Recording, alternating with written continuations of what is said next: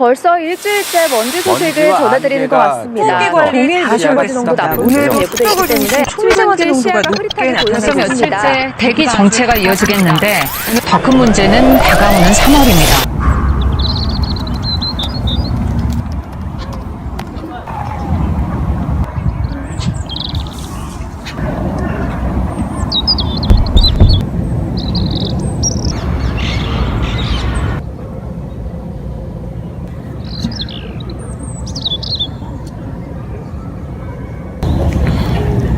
오늘의 주제는 미세먼지예요.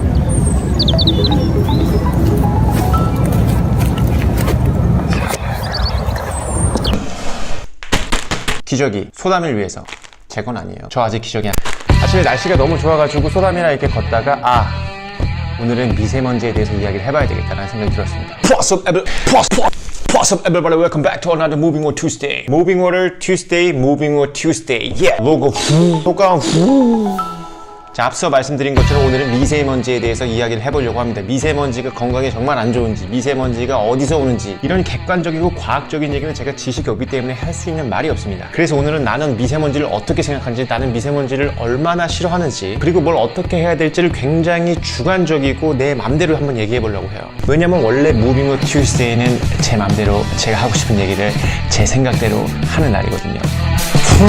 아시는 분은 아시겠지만 제가 미세먼지를 굉장히 싫어합니다. 얼마큼 싫어하느냐? 바퀴벌레보다 더 싫어해요. 그래서 제가 바퀴벌레와 미세먼지의 공통점을 한번 생각을 해봤어요. 첫 번째, 좋아하는 사람이 아무도 없다. 이거 좋아하시는 분은 없겠지. 자, 두 번째, 꼭 내 잘못이 아닐 수도 있다. 바퀴벌레도 옆집에 바퀴벌레가 많으면 우리 집으로 막 오기도 하고 미세먼지도 마찬가지일 수도 있겠죠. 꼭 그렇다는 게 아니라 그럴 수도 있다는 거죠. 세 번째, 시작은 미약하지만 끝은 창대하다. 처음에 바퀴벌레가 나왔을 때는 한 마리겠구나 했지만 그때는 이미 걷잡을 수 없다는 거. 미세먼지도 처음에 있는가 보다 했지만 지금은 걷잡을 수 없어졌다는 거. 그리고 네 번째는 해롭다. 해로워요. 건강에도 해롭고 정신 건강에도 해롭고 하여튼 해롭습니다. 자, 여기까지는 똑같은데 제가 미세먼지를 바퀴벌레보다 더 싫어하는 이유가 있어요. 첫 번째는 뭐냐면 바퀴벌레는 그냥 세스콜 부르면 되지만 미세먼지는 누구 부를 사람이 없어요. 그리고 바퀴벌레가 심해지면 청소를 하거나 이사를 하면 됩니다. 근데 미세먼지가 심해지니까 이민이 가고 싶어졌어요. 세상에 바퀴벌레 때문에 이민 가고 싶은 사람은 없을 거예요. 근데 미세먼지 때문에 이민 가고 싶어 하는 사람은 굉장히 많습니다. 굉장인지는 잘 모르겠고 저는 하여튼 그래요.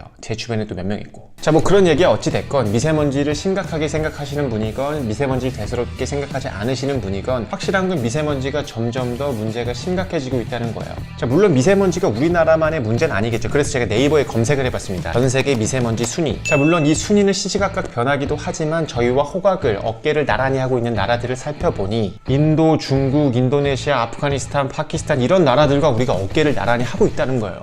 이 어깨를 나란히 하기가 진짜 싫어. 너무 싫어. 그러나 네이버는 뭔가 좀 편중된 기사가 나올 수 있으니까 구글링을 한번 해봤습니다. 마이크로더스트라고 하기도 하고 파인더스트라고 하기도 해서 둘 다 쳐봤어요. 마이크로더스트, 파인더스트. 온통 다 한국 기사밖에 없어요. 온통 다 한국 얘기입니다.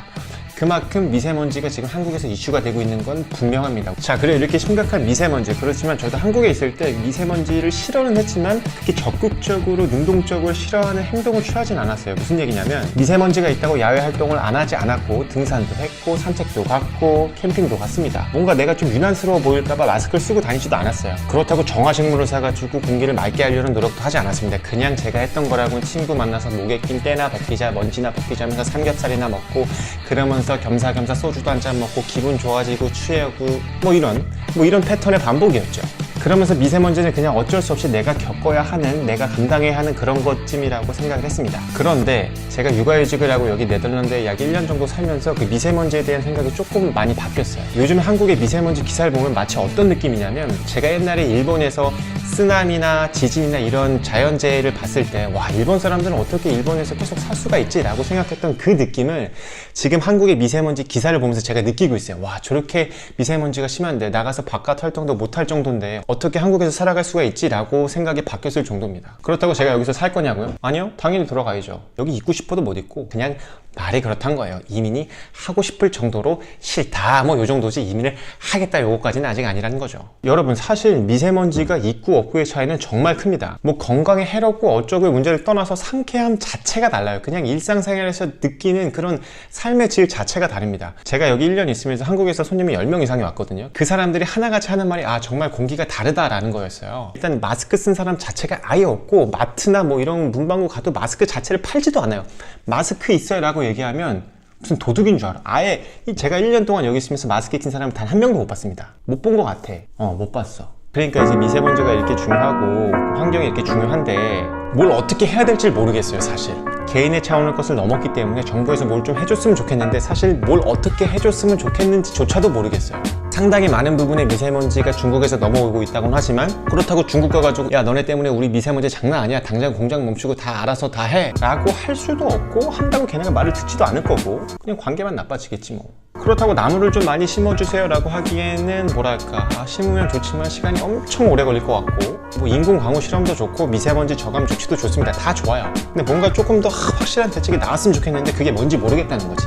그래서 관련해서 뭔가 재밌는 걸 찾아봤는데 네덜란드 로틀담에 미세먼지 관련해서 굉장히 재밌는 건축물이 있어요. 바로 스모그 프리 타워라는 건데 7m의 스모그 프리 타워에서 정전기를 발생시켜서 공기 중에 있는 먼지를 막 빨아들이는 건데 이게 한 75%의 공해를 방지할 수 있다고 하네요. 근데 그 범위가 어디까지인지 잘 모르겠어요. 그리고 이 빨아들인 오염 물질은 다시 배출하는 게 아니라 그 더스트를 모아가지고 그 반지로 만들고 뭐 이런 재밌는 건축물들이 있습니다. 그리고 이 회사에서 뭔가 또 재밌는 걸 만드는데 자전거 앞에다가 여과기를 달아서 운동하는 사람이 이 여과된 공기를 마실 수 있게 하는 거예요. 제가 한국에서 자전거로 출퇴근 가끔 할 때 뭔가 건강이 더 안 좋아지는 느낌을 받았거든요. 왜냐면 도로 옆으로 막 가다 보면 공기 오염 때문에 몸이 더 안 좋아지는 느낌을 받았는데 이게 돼 있으면 안 좋은 공기를 쭉 해서 신선한 공기만 내가 마실 수 있으니까 뭔가 역시 자전거의 나라다운 되게 신박한 발상인 것 같아요. 근데 제가 정말 부러운 건 뭐냐면 이런 건축물과 아이디어들이 한국과 중국같이 공기오염이 심각한 곳이 아니라 네덜란드같이 굉장히 청정한 곳에서 나왔다는 거죠.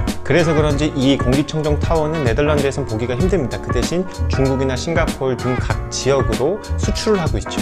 이렇게 환경이 좋음에도 불구하고 환경에 대해서 많이 생각할 수 있다는 것, 그런 것들이 너무 부러운 거고 이런 것들이 발전할 수 있는 산업 기반이 돼 있다는 게 너무 부러운 거죠. 계속 부러운 얘기만 하고 있네요. 한국도 좋은 게 굉장히 많지만 오늘은 공기 얘기니까 자연 얘기니까 부러운 것이 정말 많아요. 여기 공식 사이트에 가보면 이거 한 개당 54,000달러 그러니까 한 6천만 원 정도 하는 것 같은데 이런 것들을 수출하면서 또 하나의 산업이 창출되는 건데 우리나라도 이런 산업들을 좀 더 발전시킬 수 있도록 친환경에 대해서 정부가 지원을 좀 많이 해줬으면 좋겠습니다. 그냥 그렇다고요. 요즘 한국도 노후된 디젤차나 이런 것들에 대한 이슈가 많은 걸로 알고 있는데 조금 더 검색을 해보니까 파리 같은 경우에는 2024년까지 파리 시내에서 노후된 경유차의 운행이 금지되고요. 독일 같은 경우에는 아우토반 일부에서는 노후된 디젤차의 운행을 금지시키기도 했습니다. 그리고 더 금지되고 있는 지역은 늘어나고 있고요. 제가 살고 있는 네덜란드와 노르웨이는 2025년까지 디젤차 판매 자체를 아예 중단을 시켜버렸고요. 프랑스와 영국은 2040년까지 디젤차가 퇴출된다고 합니다. 물론 이런 정책들이 모두에게 환영받지 못하겠지만 저는 환경 문제에 대해서만큼은 정말 단호하게 정책이 필요하다고 생각하는 사람 중에 한 명이에요. 여러분들은 미세먼지에 대해서 어떻게 생각하시나요? 저처럼 되게 심각하게 생각하시나요? 아니면 그냥 그럭저럭 견딜만 하신가요? 뭐가 됐든 그냥 저는 제가 사랑하는 우리나라 대한민국이 조금 더 살기 좋은 곳으로 변했으면 좋겠습니다. 그리고 한 아이의 아빠로서 우리 아이가 마음껏 뛰어놀 수 있는 환경이 됐으면 좋겠어요. 그래야 저도 뛰어놀죠. 자, 오늘 얘기는 여기까지입니다. 괜히 미세먼지를 얘기해서 주제가 조금 심각해졌는데 지금 제가 바깥을 그냥 보여드릴게요. 자, 우리 아이들이 이런 맑은 하늘을 가졌으면 좋겠어요. 그럼 다음에 또 봐요.